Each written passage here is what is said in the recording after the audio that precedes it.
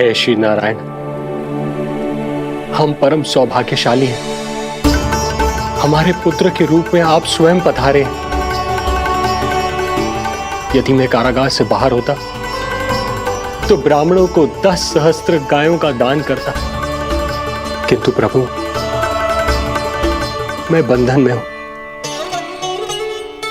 प्रभु, कंस को जैसे ही आपके आगमन का समाचार ज्ञात होगा, आपके प्राण हरने वो तुरंत अपनी नग्न तलवार लहराते हुए चला आएगा।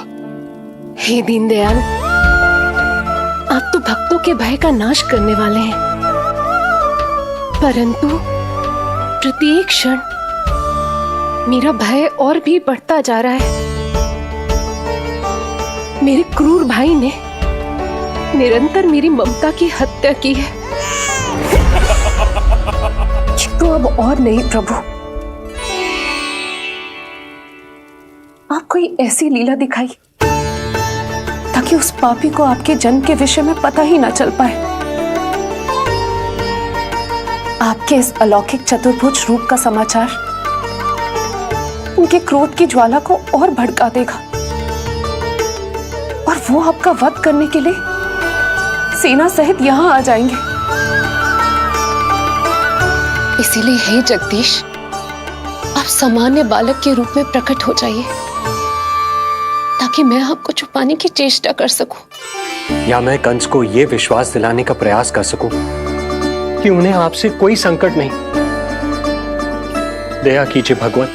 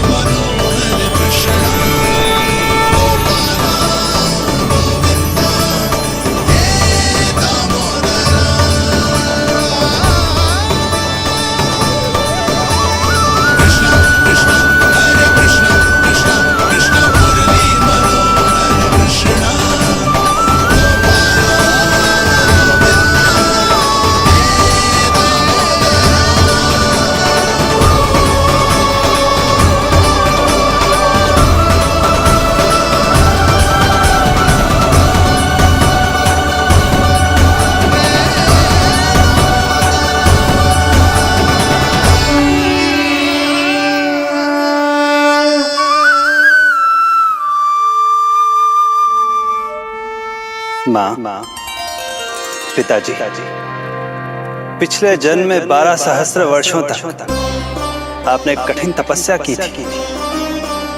मूसलाधार वर्षा, घनघोर आंधी, चिलचिलाती हुई धूप और अस्थियां जमा देने वाली ठंड, सभी कष्ट सहे थे आपने,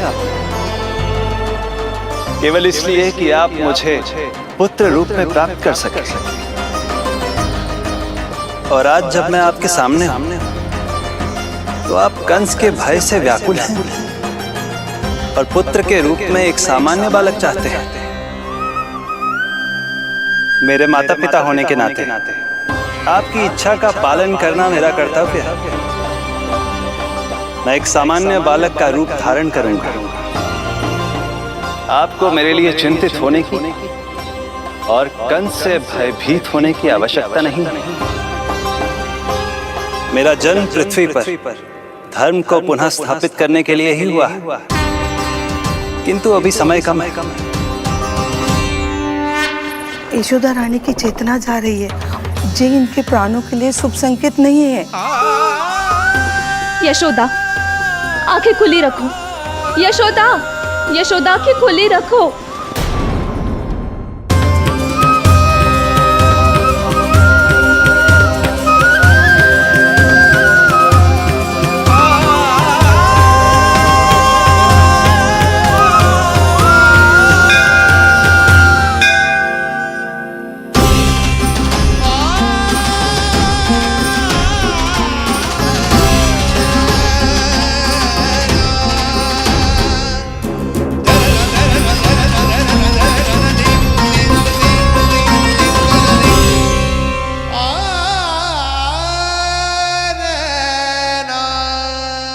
पिताजी, इससे पहले कि कंस यहाँ आए, आप मुझे लेकर यमुना पार चले जाइए। और वहां गोकुल में अपने भाई नंद के संरक्षण में मुझे छोड़ उनके यहाँ जन्मी पुत्री को यहाँ ले आई।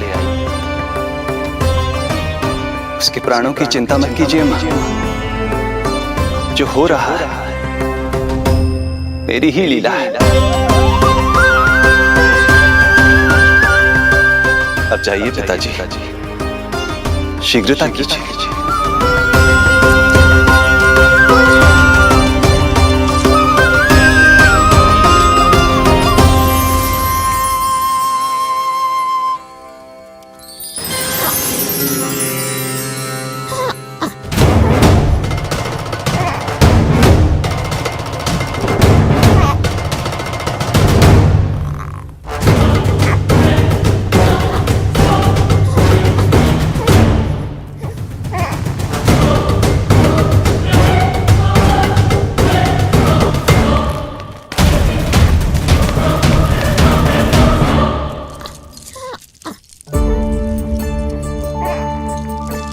प्रभु,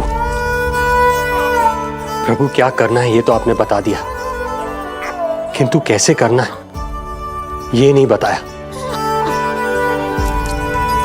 पीढ़ियों में जकड़ा हुआ हूं, कारागार से बाहर कैसे जाऊंगा?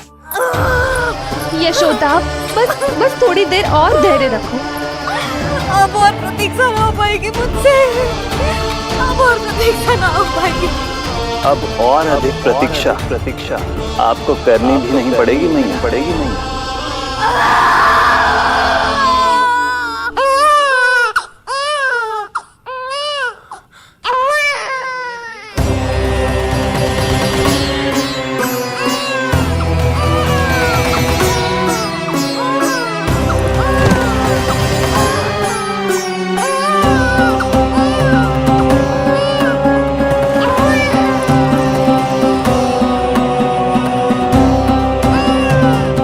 योगमाया को जन्म देते ही मैया यशोदा अचेत हो गई, किंतु अपनी सुध-बुध खोने वाली वो अकेली नहीं थी।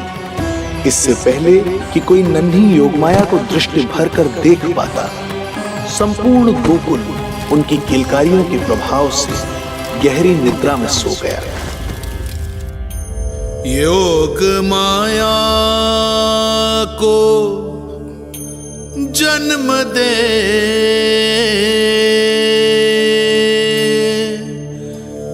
यशोमती हुई निढाल,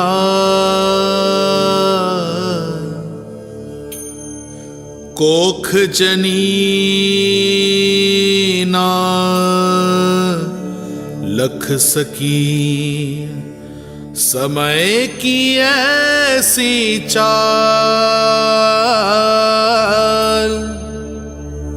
समय की ऐसी चाल।